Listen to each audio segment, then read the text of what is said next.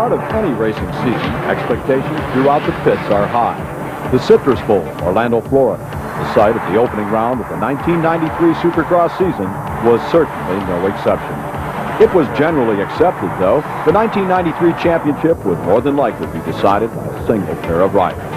Team Honda's Jeff Stanton and Yamaha's Damon Bradshaw. Those two riders were the dominant force in the 1992 season.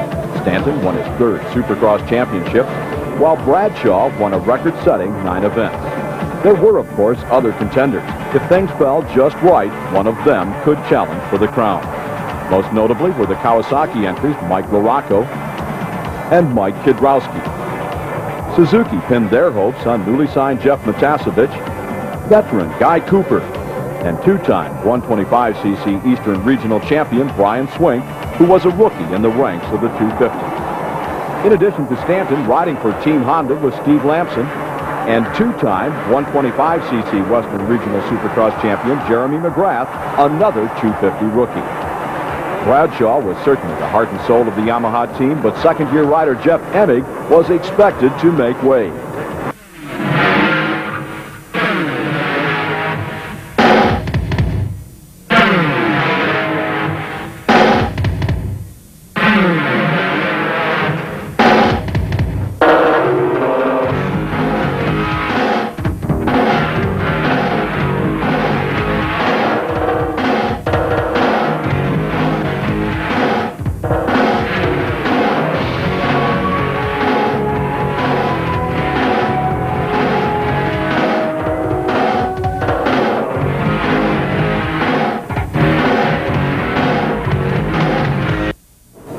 With those factory riders in place and a supporting cast of talented privateers, the gate was set to drop on the first event of the 1993 Supercross season, and it didn't take long to record the season's first DNF. Bradshaw, number 8, Craig, number 24, and McGrath, number 15, got into a first corner shoving match. Craig went down and took several riders with him. Craig was the only rider unable to continue. Now, the early leaders then were Bradshaw, number 8, and McGrath, the rookie, number 15. Then came Brian Swink. He's rider number 19. Mike LaRocco was number 5. Mike Kidrowski is number 3. And Jeff Stanton, rider number 1. On the opening lap, Mike Kidrowski was able to take the measure of teammate Mike LaRocco. At the midway mark, it was Bradshaw, McGrath, Kidrowski, LaRocco with Stanton a distant 5th. Then McGrath made that mistake. When he re-entered the track, he was side by side with Mike LaRocco, but LaRocco had the momentum, and McGrath dropped back to 4th. Now, at that point, it appeared Bradshaw began to tire. The Team Yamaha ace had undergone knee surgery in the off-season. As a result, his training program was way behind schedule. Bradshaw played it smart. He maintained his pace, but drifted to the outside of the left-hand corner, allowing Kidrowski to slip by. A couple of laps later, Bradshaw moved out of LaRocco's way, and he too went by. Now, Bradshaw's intent was obvious. Finish as high as possible without taxing his knee to the point of crashing. Third-place points were better than no points at all. A couple of laps after taking the lead, Kidrowski made a small error that cost him his first-ever Supercross win. As a result, he was passed by LaRocco, and LaRocco took the win. Basically, it was just me. I got 2/10 to the whoops. It wasn't near me, nothing, and my arms pumped up, and I kind of just lost it a little bit and bobbled, and he got by. It was LaRocco's second consecutive win in the Citrus Bowl. Kidrowski, Bradshaw, McGrath, and Stanton rounded out the top 5. Here's a look at the next 5. We'll listen to Mike LaRocco as he talks about the win. Things worked out real good once again for me. I came in the first race of the year ready to go, and if I can just carry it this year, I think things are working good, so hopefully I can.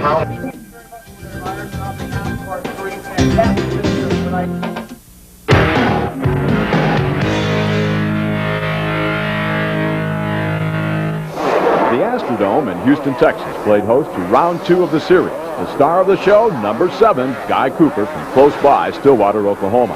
Cooper was in 8th place at the end of the opening lap. At the end of the race, using lines that bordered on the edge of disaster, Guy Cooper had moved all the way to the runner-up position. Cooper, who had earlier announced 1993 would be his last year of regular competition, wanted to leave a good impression in the eyes and minds of the fans. In Houston, Cooper did that. Now, leading the pack, just as he had done in the season opener, was Yamaha's Damon Bradshaw. He was challenged in the early going by Jeff Stanton, who was riding much more aggressively than in the season opener. In third place, the rookie, Jeremy McGrath, number 15. On the 8th lap of the 20-lap main event, Guy Cooper joined the front runners. Cooper made short work of McGrath, who then set out to catch Stanton. To the delight of the crowd, Cooper turned single jumps into doubles and doubles into triples and found lines where none existed. On lap 13, Cooper drew even with Stanton. He outjumped the defending champ and took over the runner-up position. Stanton did not give up easily. He fought back, but in Houston, he was no match for Guy Cooper. With Cooper leading the way, the pair of riders began to close on Damon Bradshaw. The question was, would Bradshaw's knee hold up to the pounding? And will Bradshaw physically be able to maintain the pace? Meanwhile, behind the leaders, Jeremy McGrath was feeling the pressure from another veteran. It was Mike Kiedrowski. McGrath bobbled. Just like that, Kiedrowski made the pass. That set the first 5 positions. As Bradshaw headed for the finish line, the questions regarding his knee and physical condition were laid to rest. The Team Yamaha rider from Charlotte, North Carolina, had blitzed the field for the second consecutive year in the Houston Astrodome. Now, the crowd appreciated Bradshaw's performance, but the biggest share of applause and cheers went to Guy Cooper, who finished in the runner-up position. Now, at this point, the young Supercross season, predictions from the experts were right on. Damon Bradshaw was easily the dominant rider in the first 2 rounds, and Jeff Stanton, known to be a late starter, had come on strong in Houston. The 2 riders were careful with their comments so as not to appear cocky or slight the other riders, but more than likely they were thinking the same thing. Each knew the season would boil down. The championship would come to a head between the 2 of them. It was necessary in the early part of the season to stay close in points. Then they would battle it out in the last few rounds.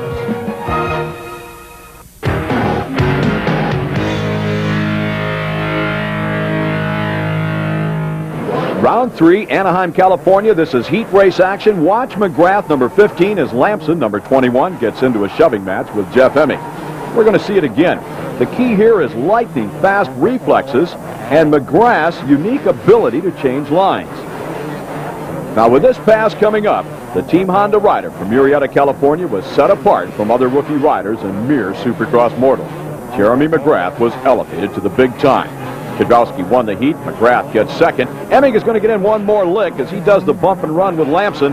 He ended up 5th, had to go to the semifinal. The field is set for the main event with the gate just about set to drop. In Supercross, riders that finish in the top 4 in a pair of heat races go to the main. Now, those that miss out go to a pair of semifinals where a top 5 finish is the goal. Now, the last 2 riders selected for the 20-rider main event come from the last chance qualifier. Early going of the main event, Jeff Stanton had the lead. The other end of the pack belonged to Mike LaRocco, rider number 5. Now, coming up, the first major upset of the season, Jeremy McGrath, the rookie, punched a hole in a low-flying cloud and passed the defending Supercross champion. Now, this is the mechanics signal area. Look at that look on Dan Bentley's face. Do you suppose he was irritated with that pass? Lap number 4, Kiedrowski, who at the end of the opening lap was in 6th place, passes Kehoe for 3rd. A few laps later, Kehoe again is challenged. This time it was Damon Bradshaw. Bradshaw made the pass, and he'll take over 4th place. And on lap number 11, it was Bradshaw's turn to be the victor. Lunas flashed the sign, +0. Now that means LaRocco was on your rear wheel. LaRocco had the adrenaline, the momentum on his side, and you'll recall LaRocco was in last place on the opening lap. But Bradshaw does a double. LaRocco hits the triple, and the pass was made. McGrath's mechanic was feeling the juice. McGrath listened to the words of encouragement, and riding with the calm, cool confidence of a veteran, the rookie responded. It's the last lap, and showtime was born. The crowd went bananas as McGrath circled the track for the final time. Checking behind him, McGrath slowed, headed for his first ever cross-up victory. Stanton, he made the winner's rostrum for the 2nd consecutive week with a 2nd place. Who was happier, do you suppose, when this one was over? Jeremy McGrath or his mechanic, Skip Norfolk? Here are the Anaheim results. McGrath, Stanton, Kiedrowski, LaRocco, and Bradshaw. Check it out. We'll go to Bob Hanna, who was with Jeremy McGrath. Then obviously, I knew you were talented, but did you think it was going to come this early? Well, a lot of people were razzing me about fading the last 2 weeks. Who's to say if it's going to happen again? I feel that I'm in shape. I feel the only thing that was holding me back was arm pump. And today, I settled a little bit behind Jeff, and then I just went ahead and went by. And I just stayed smooth, really, It was nothing special. Here are the point standings after 3 rounds. We'll go to Bruce Penhall, who was with runner-up Jeff Stanton. Jeff, if you proved it last year, you didn't need to win that many races to still win the national championship. It's early in the season. It's early in the season, but you know, I want to win all these races, all the races I can. So still got some work to do. Young guys are riding good.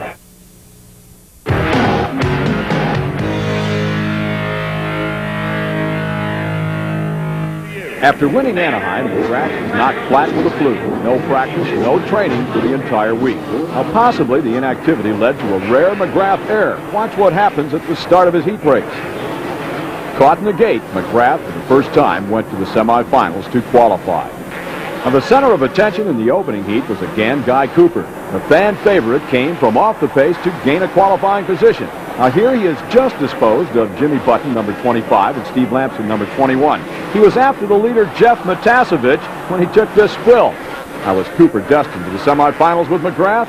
No! Watch the great inside line and the spectacular pass to overtake Brian Swink and Mike Kidrowski. Cooper worked up to third and went to the main event. The crowd loved it. Second heat race provided action as good as it gets. Stanton was the leader. Then LaRocco was the leader. And finally, Damon Bradshaw will be the leader. Now, Stanton seemed content to make the main, but LaRocco had visions of winning until Bradshaw slammed the door. Now, at the finish line, it was Bradshaw, Stanton, and LaRocco, but watch Bradshaw. Do you suppose that's the universal number 1 sign that he gave LaRocco? By the time the gate dropped for the main event, Jeremy McGrath was back in form. No mistakes. McGrath took the lead. He was followed by Kawasaki's Michael Craig, Jeff Stanton, Brian Swink, and then the Honda rider, Steve Lamson. Brian Swink, rider number 19, made the first aggressive move. You'll recall that Swink was the 1992 125cc Eastern Regional Champ. Well, he had not lived up to the standards that were being set by his counterpart in the West, Jeremy McGrath. But he pulled alongside Jeff Stanton. Stanton, though, would hold his line. For the better part of a lap, the two riders battled side by side, neither willing to give away for the runner-up position. It would be off the finish line jump that Brian Swink would finally pull away. Now, once clear of Stanton, Swink quickly caught Michael Craig. Coming out of the Stanton battle, Swink was full of momentum and confidence. Craig was no match for the former 125 Eastern champ. At this point, the running order was Jeremy McGrath, Brian Swink, and Michael Craig, but watch the upcoming Michael Craig bobble. There it is. Jeff Stanton had no problem sweeping by Craig to take over the number 3 position. He did, however, have trouble holding it. On lap number 10, Damon Bradshaw, who was 8th after the first lap, pulled alongside Stanton, then completed the pass. Now, it appeared at that point that Bradshaw was on the way. He was definitely catching Swink, who was in second place, and McGrath, who was out front. Behind Bradshaw, Mike LaRocco moved to the rear wheel of Stanton. Now, this was the battle for the number 4 position. It was McGrath, Swink, Bradshaw, then Stanton, and LaRocco. Now, a fallen rider on the racetrack forces Stanton to go wide. LaRocco cuts to the inside, and he takes over 4th place. McGrath's mechanic, meanwhile, had visions of a second straight win. Brian Swink had other ideas. The pair of 125 champs battled for several laps. Now, coming up, the closest Swink would get. He made the pass, but his momentum carried him high in the corner. McGrath shot to the inside to regain the number 1 position. Now, while that was going on, Bradshaw and LaRocco were fighting over third. LaRocco made the pass. He goes to the winner's rostrum for a third-place finish. McGrath claimed the checkered flag for the second week in a row. Brian Swink had a last-lap pass up his sleeve, but it never materialized. Here's Swink. I rode as good as I could. I started like maybe 4. I came up, McGrath had a little lead, and then I finally caught up to him. Was going to try making a move last few laps. I figured he'd get tired, and I was riding strong. And one of the lappers got in front of me, wouldn't let me by, and threw me 3 or 4 seconds behind him, and the race is over. Here are the championship point standings after Seattle. With a win, Jeremy McGrath went into the points lead. For Cooper, the magic ran out in the main event. The Oklahoma rider hit the ground hard. In addition to severe dirt rash, he suspected a broken collarbone. Went down once, got back up, trying to still make a good race out of a bad start, and went down again, that time trying to make a triple out of something, and it hurt pretty bad on that one, and so I was out for the night.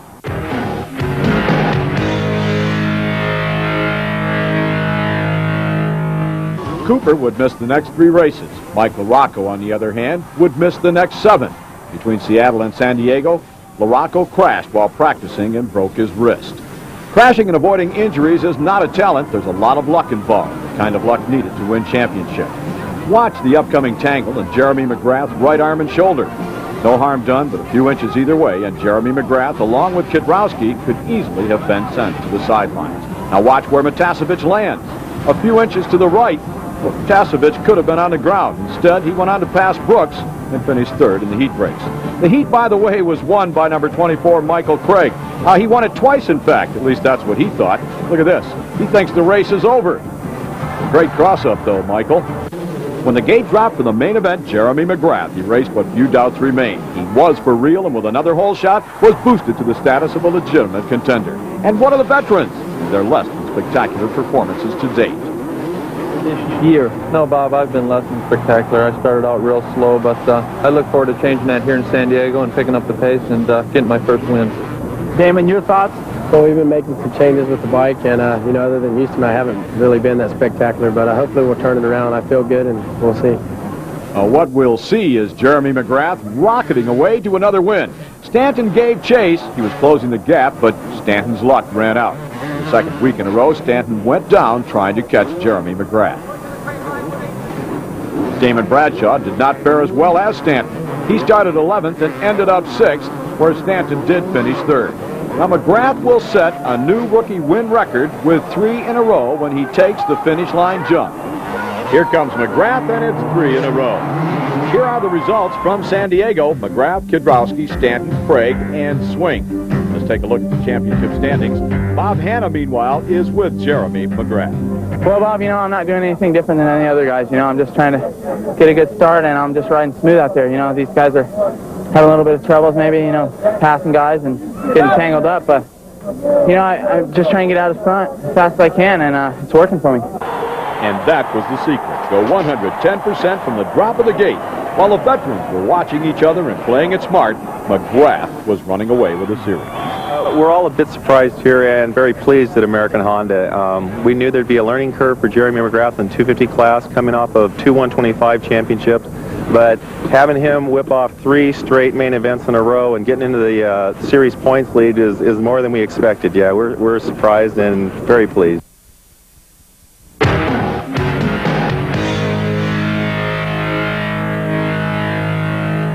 For the other rookie with 125cc championship credentials, Brian Swink, things were not going so well. His ride in Seattle was a good one, but other than that, the brakes had not gone his way.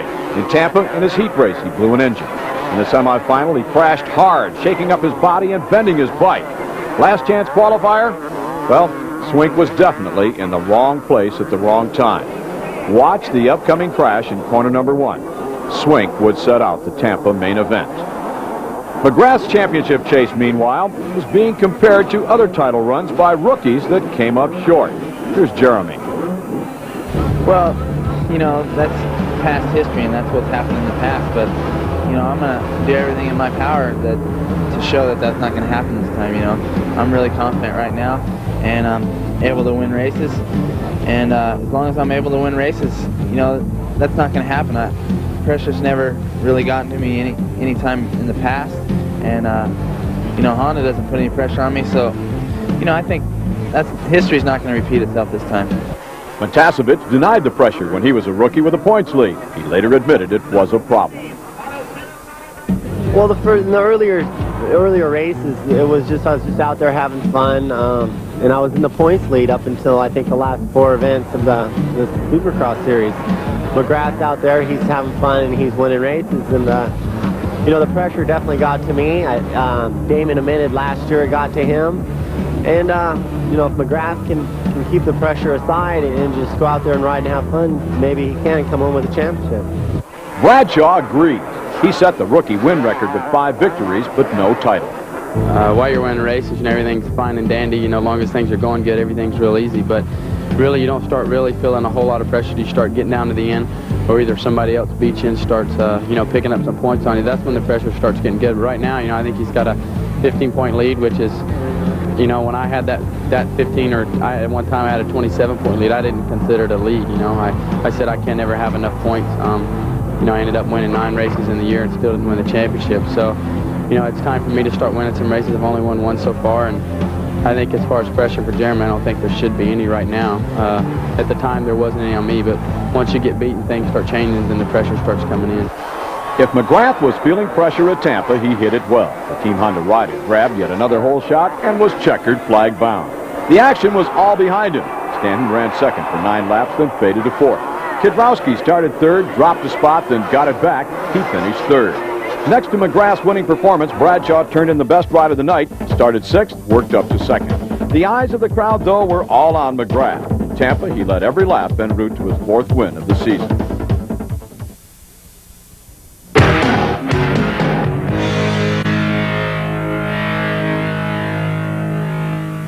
With a string of 4 wins in a row, McGrath and the rest of the stars of the Supercross Series headed north to Atlanta, where for many years race conditions looked like this. But not this year. Gone from the tour was roofless Fulton County Stadium. In its place, the all-new Georgia Dome. Art Ekman took advantage of the ideal conditions to spend a little time with Jeremy and his mechanic, Skip Norfolk. At the beginning of the season, the press didn't even get a chance to misquote you. They weren't around you. Now everybody wants a piece of you. The press, the fans, the promoters, and of course the riders that are competing against you. Yeah, it just seems like everybody wants a little something right now. You know, the riders, they want to beat me because I've been winning these last races. But, you know, that's what I'm here for. You know, right now I'm the mark to be beat. And, you know, I'm just trying to do the best I can to stay on top.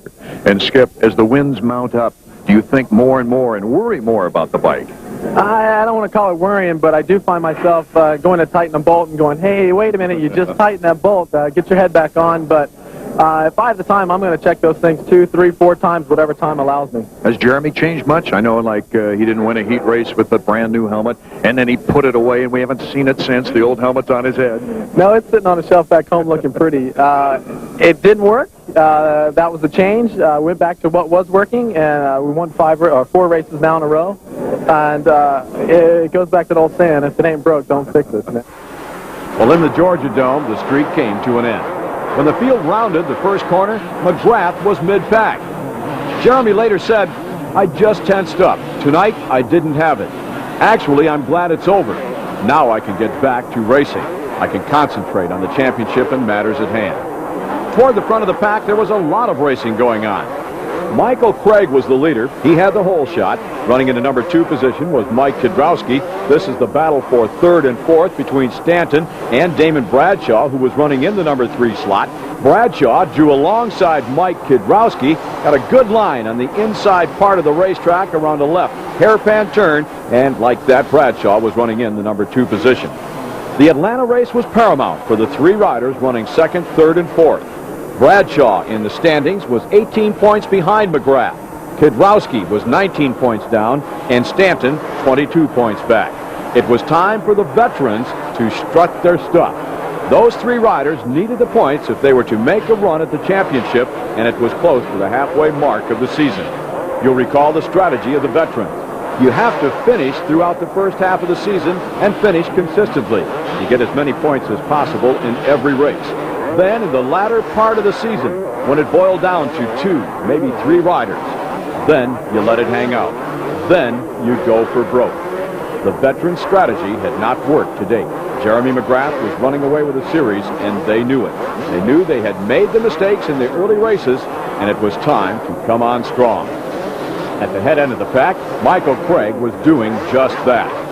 The Kawasaki rider recorded a DNF at the opening round in Orlando, Florida. But since then, he had consistently placed in the top 10. Behind Craig, Jeff Stanton started to ride aggressively. He put that move on Mike Kidrowski and went to 3rd. On lap 5, Bradshaw drew even with Michael Craig. The Team Yamaha star, perhaps smarting from a Jeremy McGrath comment that he, Bradshaw, had problems dealing with traffic, easily made the pass. He was headed for his 3rd consecutive Atlanta win and the first ever in the Georgia Dome. Still in the early laps, and Craig is now challenged by Stanton with Kidrowski close behind. Now watch the upcoming pass. Stanton is going to move Michael Craig out of the way. That is not the way Stanton was riding in the early rounds of the series. Stanton had definitely picked up the pace. Let's take another look. Stanton goes to the inside. Craig is in the line, but Stanton physically bowled his way through, and he took over the number 2 position. So with Bradshaw out front, Stanton 2nd, And with this upcoming pass, Kiedrowski will take over third. Craig would also be passed by McGrath to end up fifth for the night. As the laps wore on, Stanton continued his charge. Bradshaw responded by digging deeper and finding just a little bit more. On the surface, it appeared Atlanta just might be a turning point in the championship chase.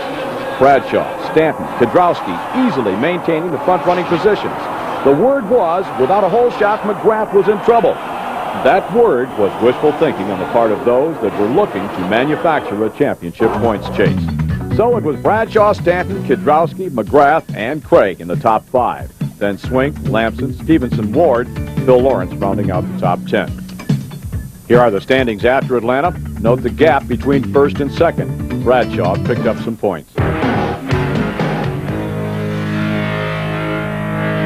Daytona was next, where Mike Kiedrowski scored the first win of his Supercross career. Due to contractual difficulties, we cannot show you video from Daytona. We can tell you, though, for Kiedrowski, it was a huge boost in the confidence department. Yeah, I feel really good here in Dallas. My bike's working really good, and I feel good, and I feel confident enough to win, just like I did at Daytona. I felt confident there, and I think I can do it again here, so I'm looking forward to that win and that championship. To the delight of the Texas fans, Dallas marked the return to racing of Guy Cooper. Would you believe Coop's bike quit on the parade lap? It sounded like it sucked something in the carburetor, but later I said it sounded like a reed broke. I've had one break. It's not very often it breaks. They took the carburetor out, stuck the finger in there, and the reed's completely gone. So they're going to try to change the reed, but I don't think they can do it in 2 or 3 minutes. So it's going to be a hairy 2 or 3 minutes for you waiting, huh? Yeah, I don't think we're going to see it together, but they're going to work hard at it. I'll be ready at this end if they're ready at that end, so we'll see what happens. The officials stalled, waiting for Cooper, but finally time ran out. As it did, to the delight of the crowd, Cooper rolled out of the tunnel and up to the line. With 8 rounds of the 16-event series in the books, Dallas marked the beginning of the second half of the season. McGrath had won 50% of the events in the first half, but in the last 2 had not collected a checkered flag. The question was, had the tide turned? The answer, a hole shot. Jeremy McGrath was back on track. Michael Craig was running second. Cooper, meanwhile, continued to have problems. The Suzuki rider from Stillwater, Oklahoma, pushed too hard too early and paid the price. Coop is easily the favorite of the fans the country over. Rising from the ranks of privateers to earn a factory ride late in his career, Cooper had announced this season would be his last. In typical Cooper fashion, he let it all hang out till the end. Jeff Matasevich gated third with Stanton fourth. Then Stanton made the pass, and he was in third place. Kiedrowski followed Stanton, and 2 laps later, it was Bradshaw's turn. The crowd, though, was watching rider number 7, Guy Cooper. Off the ground, Cooper, with an ailing bike, passed riders in wholesale lots and was up to 6th place. Closer to the front of the pack, Kiedrowski and Stanton were fighting for third. Stanton went wide out of a corner, and that's all Kiedrowski needed. With the laps winding down, it was showtime for Jeremy McGrath. Craig was still running in the number 2 position. Kiedrowski was coming on strong. Bradshaw's charge, though, was over. He went down hard. He lost several positions, and more importantly, several points in the race for the title. For Bradshaw, the season was rapidly drawing to a close. For Bradshaw to challenge from this point, he would need a huge string of wins. On the sidelines, the experts agreed those wins would be hard to come by. Bradshaw was not riding with a fire of old. Picking up a couple of extra points, Mike Kiedrowski. Michael Craig got out of the way. Kiedrowski was in the chase for the championship, and those points could make a difference. On the last lap, Cooper was on the ground one more time. He worked up to 6th and would end the night in 17th. For Showtime, Jeremy McGrath, win number 5 was in the books. That tied the all-time single-season win record for rookie riders. 7 races to go. That mark was a cinch to fall. Here are the results. It was the best ever finish for Michael Craig and Steve Lamson. And the standings with Kiedrowski's extra points, courtesy of Michael Craig. Yeah, you know, I do want to help them as much as possible. You know, he's my teammate, and he's a good guy. So, you know, he was moving up on me a little bit, but I was really happy with third, and, you know, I'm on the podium. That's what I want. I think if I was going to give him a third spot and take 4th, I wouldn't have done it.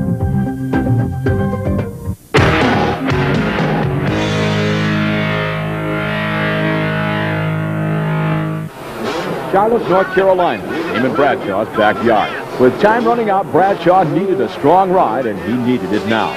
2 years ago, Bradshaw won the inaugural event held in Charlotte. Needless to say, the crowd wanted a repeat. Let's pick up the action with heat race number 1 and the first of what might have been a record-setting crash fest. Jeff Matasevich was the victim of crash number 1. Now here's Bradshaw taking the checkered flag, but watch behind him. Kedrowski tries to outjump Cooper. That was number 2. Larry Ward in the second heat race, victim number 3. Same heat, just to prove there was some hard racing going on amidst the crashes. Watch Danny Stevenson slam the door on Michael Craig. A couple of laps later, it's Craig's turn to shut the door on Stevenson. Now, fortunately for Jeremy McGrath, while all that slamming and banging was going on and all of that crashing, McGrath was up front. No surprise there. He was out of the way of all of the bar bending going on. Now, here's the first semifinal. Victims number 4 and 5. Koji Okawara goes down. He collects Doug Dubach in the process. Second semifinal. Carl Valencourt loses it. He becomes victim number 6. Now watch number 41, Kurt McMillan. That makes 7. On to the last chance qualifier and crash victims 8 and 9. Now these guys are running first and second. If they stay upright, they both go to the main. I just knew that was going to happen. Now Carl Valencourt waited for Doug Dubach when the race was over and said in a polite tone of voice, "Excuse me, Mr. Dubach, why did you jump on me?" Dubach's reply was not recorded. Main event time in Charlotte coming up. Crashers 10, 11, and 12. Larry Ward triggered the first corner crash when he was hit from behind by Denny Stevenson. Cliff Palmer, number 20, was in the wrong place at the wrong time. At the front end of the pack, Matasevich was out front, and Eric Kehoe was on the ground. He was number 13. Now that left Michael Craig with a clear shot at Matasevich for the lead. He took advantage of the setup and executed a perfect block pass. The running order at the end of the first lap was Craig, Matasevich, Jeff Emig number 6, Stanton, and in 5th place, Jeremy McGrath. McGrath wasted no time disposing of Stanton. He then went after Matasevich, who had dropped back to 3rd place. Now Matasevich was just a little bit tougher. He tried through the corner, then he tried through the whoops, and finally passed Matasevich on the next corner. Next on his hit list was rider number 6, Jeff Emig, who was in the number 2 position. The pass was made. McGrath was all alone in the runner-up slot. On lap number 7, McGrath was in position to pass Craig for the lead. Craig, though, became crash victim number 14, and McGrath was home free. Craig lost several positions, but would work up to 6th by the end of the race. The People's Choice, Damon Bradshaw, he was mired back in the pack and would finish 5th. Stanton passed Emig on the 7th lap, but Emig regained the runner-up position with 4 laps to go in the race. For McGrath, win number 6, a new rookie record. It's a race I've been looking for a long time. You know, I had to come back from behind, and you know, I think that proved to a lot of guys that I can come from behind. I've won each race that I've won from the front, and now I won one from behind. So I think that was my next stepping stone.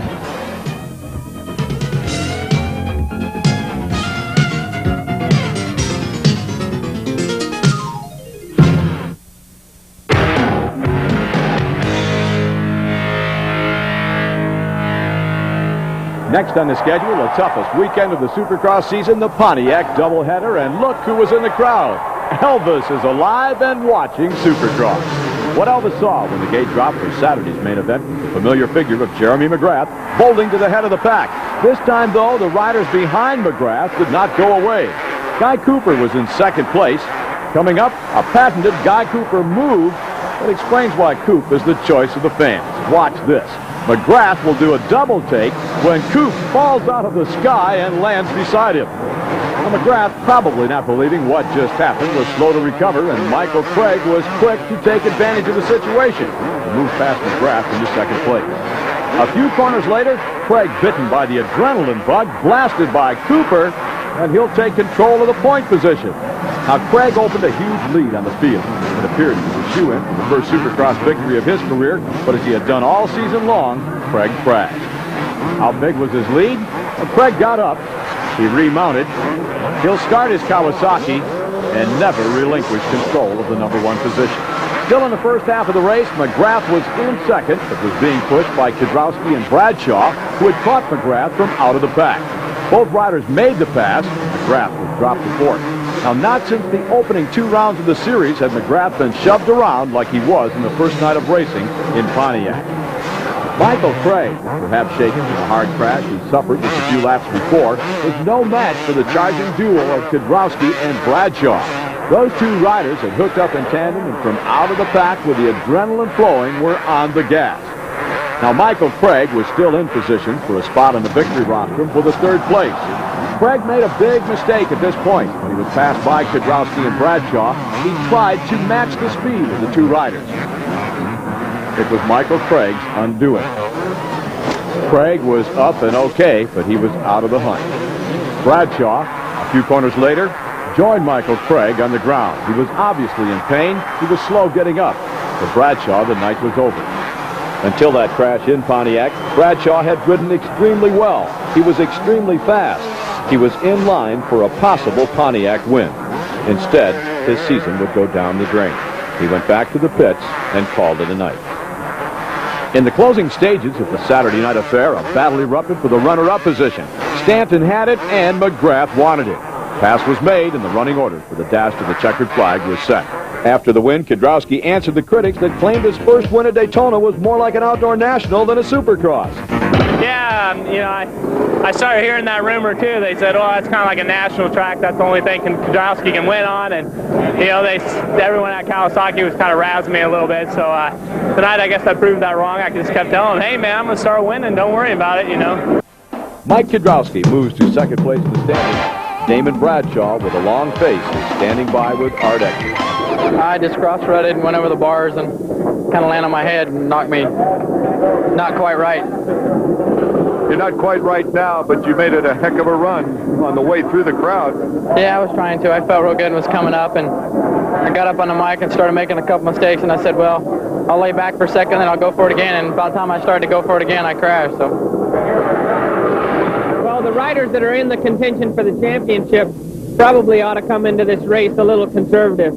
Get by both nights with points and make sure they survive both nights. But the rest of us, you know, we're just in there to steal the show. Yeah, my mechanic had his work cut out. You know, I got off twice out there pretty good, and I bit my bike up a little bit, but I think I was really the only one on the ground. Everybody else kind of got away clean. But my mechanic got my bike back, you know, to normal. Bike's running good, and looking forward to stay out in front tonight. With a few hours rest, the stars of the series were back at it. Now, this is the first heat race. Watch McGrath. Now, that's the kind of a crash that breaks collarbones and separates shoulders. McGrath walked away unscathed. Same heat race, Cooper gets sideways and tangles with Bradshaw. A few laps later, Bradshaw is going to retaliate. Watch this. Bradshaw washed out Cooper's front end. And with that, Bradshaw went to the main, Cooper to the semifinal.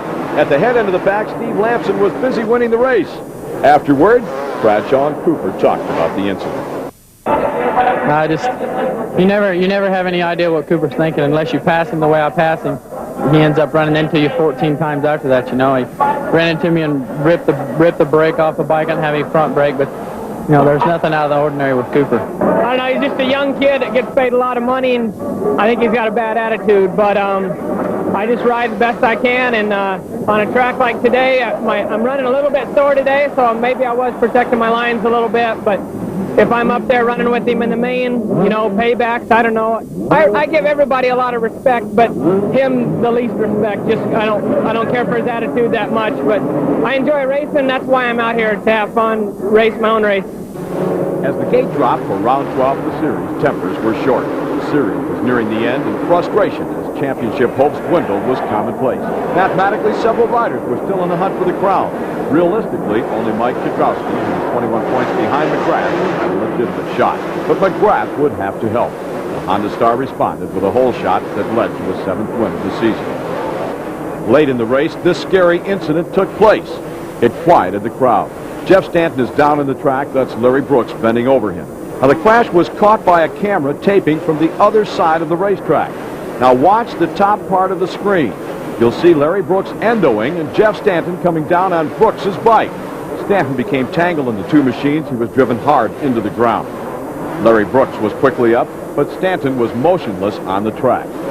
For several minutes, Stanton was attended to by the medics and doctor on hand while race action was slowed almost to a crawl. It was reminiscent of Pontiac 2 years ago when Stanton crashed in the opening night and missed the second night. Stanton went to the hospital for observation. He would miss the next round of the series. Like Bradshaw, Stanton was out of the hunt. Mike Kiedrowski, winner of the opening night's competition, was the final victim of the Pontiac doubleheader. The Kawasaki factory star from Acton, California, crashed hard while running in second place. Kiedrowski knew to catch McGrath in the championship, he had to beat him on the track. That's just what he was trying to do. Kiedrowski paid the price for letting it all hang out. The rider that benefited from that series of crashes was Jeff Emig. Emig moved to the number 2 position in the second night of the Pontiac doubleheader. Now, with the exception of McGrath, the Pontiac doubleheader was a disaster for the riders in the top 5 in the standings. 2 of them, Stanton and Bradshaw, suffered DNFs. Kiedrowski recorded an 11th place in Sunday's main event, while Craig finished 18th on Saturday. McGrath came into Pontiac with a 24-point lead. He left with a margin of 36.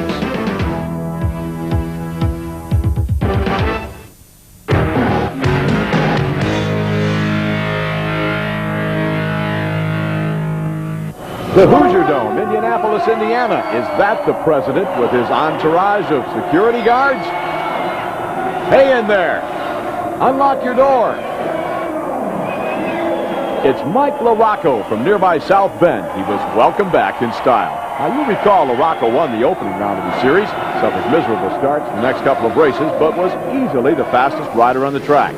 Broke his wrist in a practice crash, missed 7 rounds, but to the delight of the Indianapolis crowd, LaRocco was back. Now, this is heat action from the second heat race of the night. I want you to watch the center of the tabletop jump just past the first corner. Bradshaw totally out of control and off his Yamaha. According to Bradshaw, McGrath cut in on him just prior to the corner. To avoid hitting McGrath, Bradshaw moved to his left and ran into a hay bale. Never recovered. Finally lost it on the jump. Here it is again, off the bike and running alongside. Now, McGrath went on his merry way in a familiar position, out front. No surprise there. Bradshaw was at the back of the pack, trying to make up ground. Well, he worked up to 7th and need a 4th to transfer to the main. Now, same heat race. This is the battle for second. Phil Lawrence, number 31. Michael Craig, number 24. Craig joins Bradshaw on the ground. Now, here comes the real fun. McGrath is going to take the heat race win, but watch what happens behind McGrath. Matasevich has a lock on third. From out of the blue, Larry Ward's motorcycle comes flying through the air and knocks him down. Meanwhile, Bradshaw's caught up with Jeremy McGrath. Jeremy, you had all kinds of room. Why'd you cut me off? Back to Matasevich and Ward, when a pair of riders finally cross the finish line, and watch what happens. Shades of Ric Flair and WWF. Now, we'll go to the pits where Ward, with his back to the camera, explains his side of the story. And here's McGrath on Bradshaw. Listen. No, I just laugh, you know. It doesn't bother me at all. He tries to intimidate everybody out there, and, you know, I'm not going to fall for that. After all that, the main event was almost anticlimactic. Now, the whole shot went to Steve Lamson with McGrath close behind. In the second lap, the pair of riders swapped positions, and the race for first and second place was over. Lamson stuck with his Honda teammate for several laps, but eventually fell off the pace.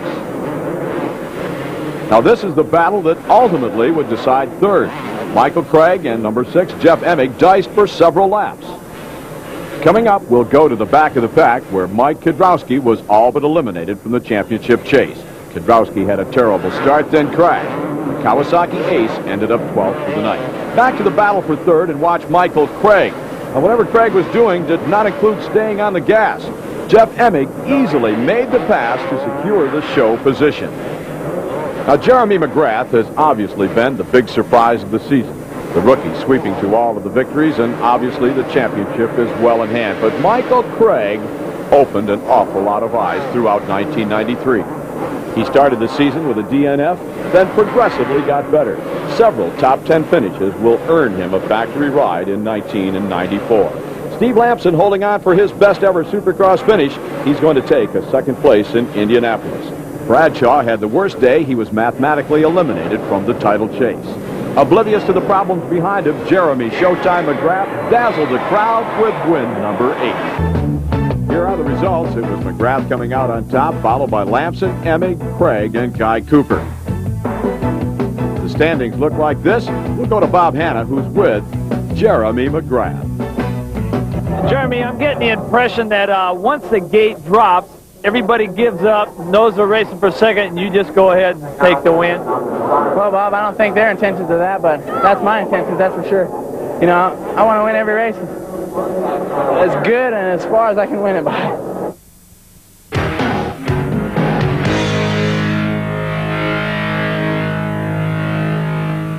The Rose Bowl, Pasadena, California.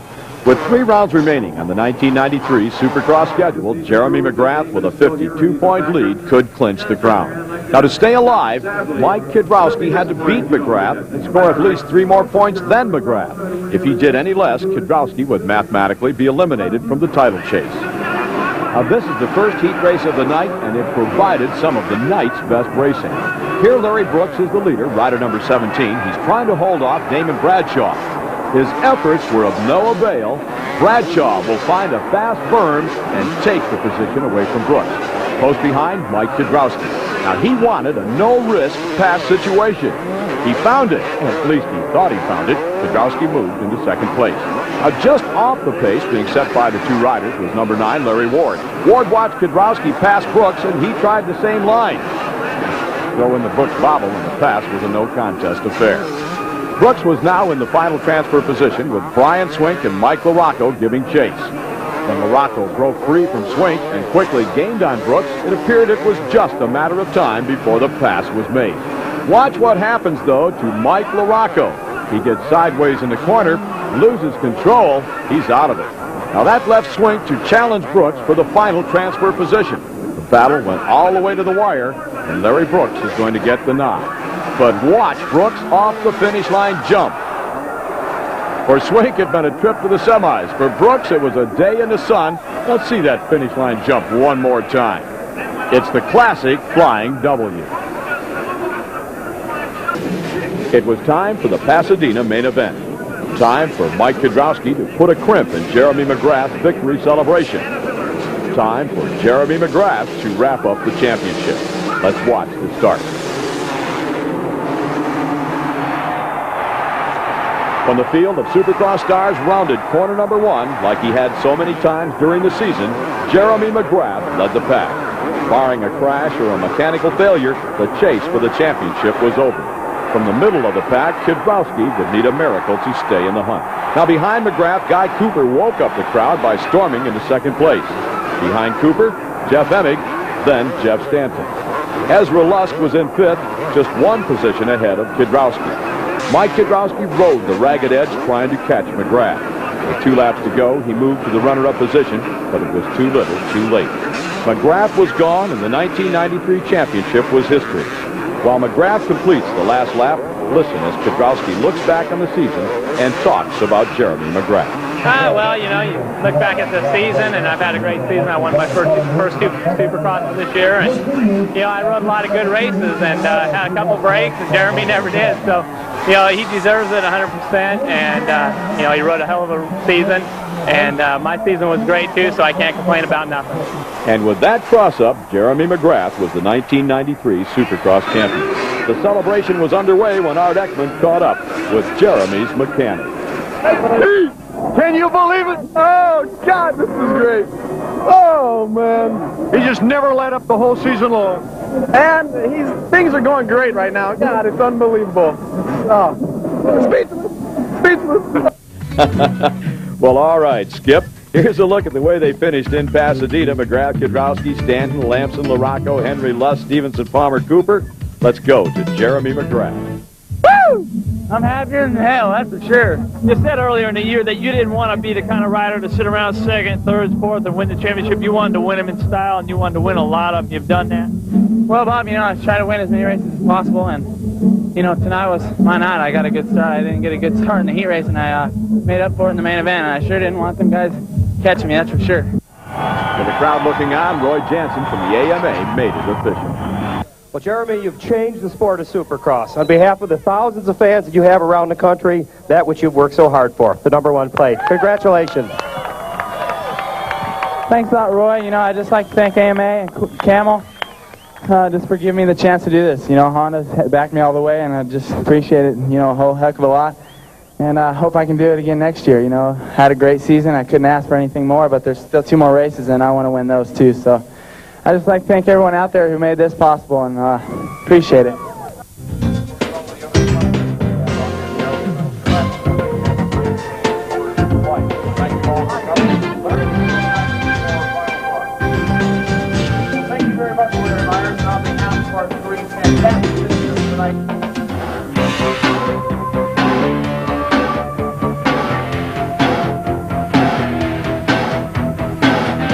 The Pasadena victory was win number 9 on the season for Jeremy McGrath. That tied the single-season win record.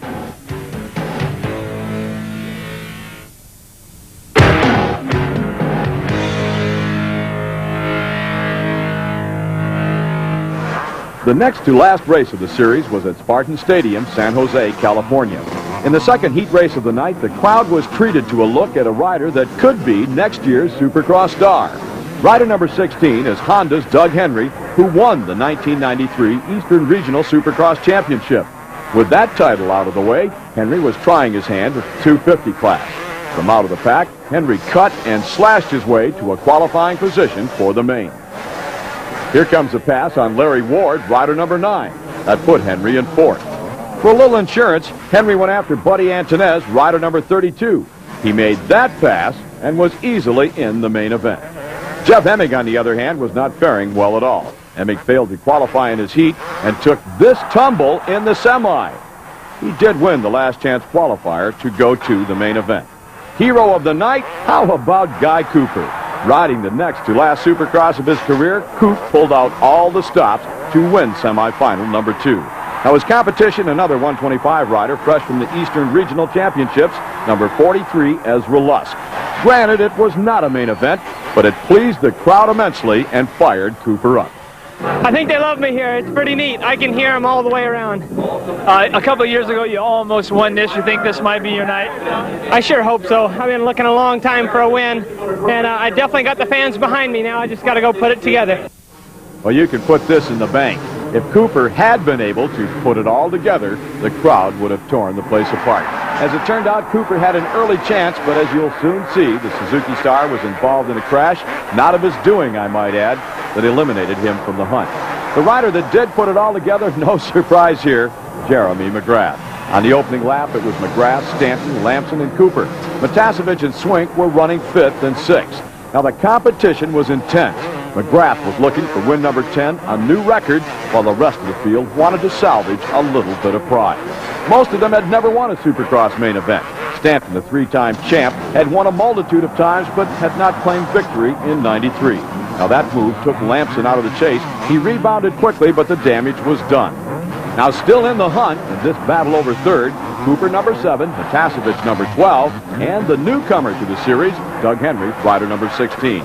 As you might expect, Henry was the first rider in that trio to crack. In the upcoming left-hander, Henry was just a little too hot.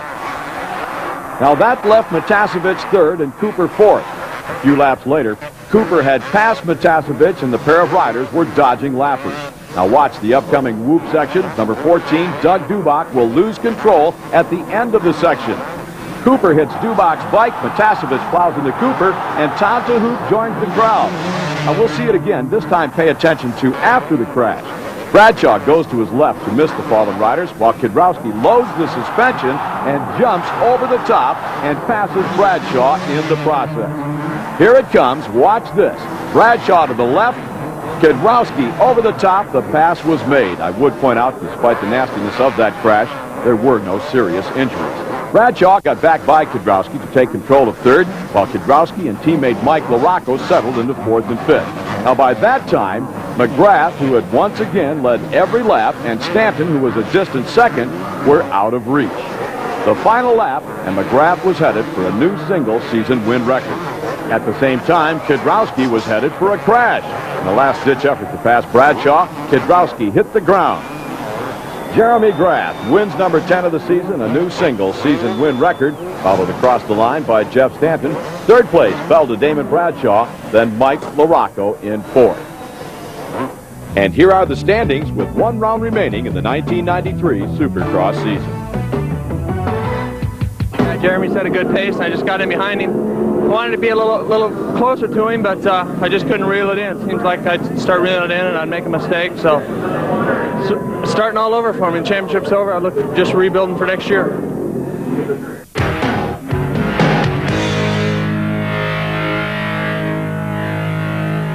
The final stop on the 1993 Supercross Tour and the final Supercross for Guy Cooper. Admired and indeed loved by the fans, made Cooper's decision a difficult one.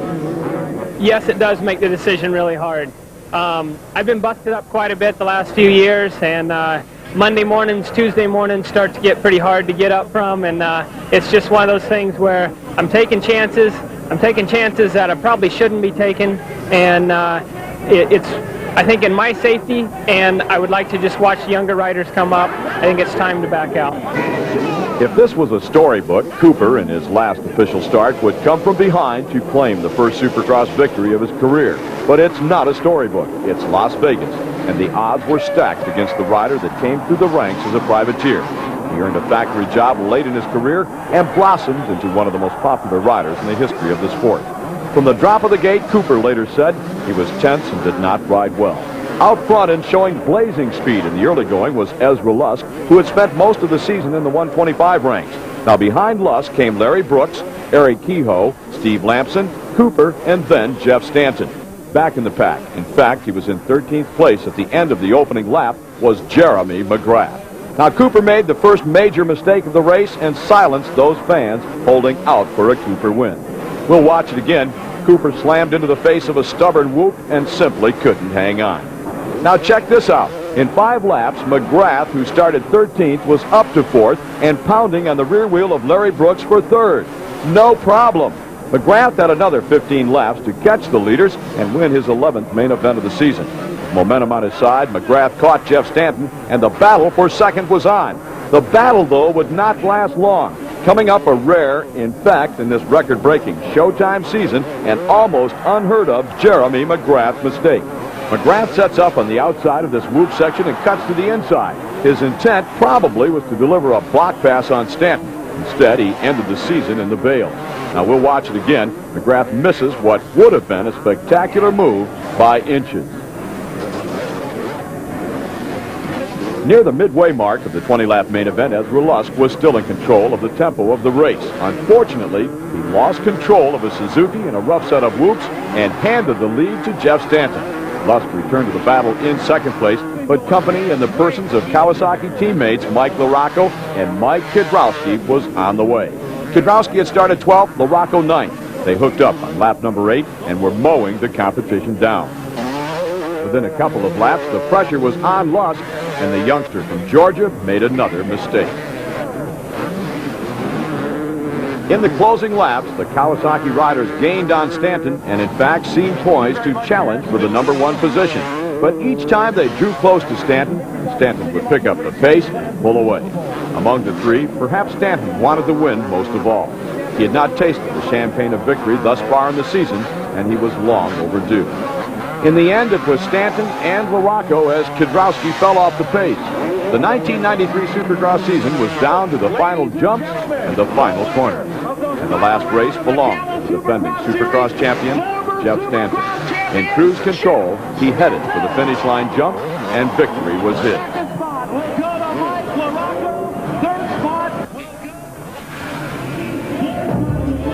Here are the results of the final Supercross of the season. Stanton, LaRocco, Kidrowski, Lampson, and Lusk were in the top 5.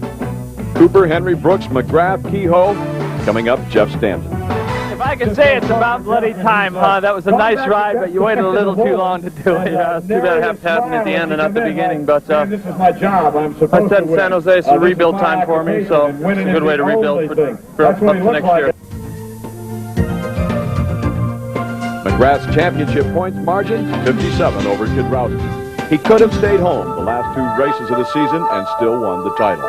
The 1993 Supercross season was perhaps the most remarkable in the history of the sport. It opened with high hopes for many and closed with a rookie's domination never before seen. In between, Jeremy McGrath rewrote the record books en route to the most prestigious crown. Will Jeremy continue the domination in 1994? Or will one of the veterans rebound? Or will there be a new rookie to take Jeremy's place? Only one thing is for sure, it's Supercross, the most exciting form of two-wheel racing anywhere in the world.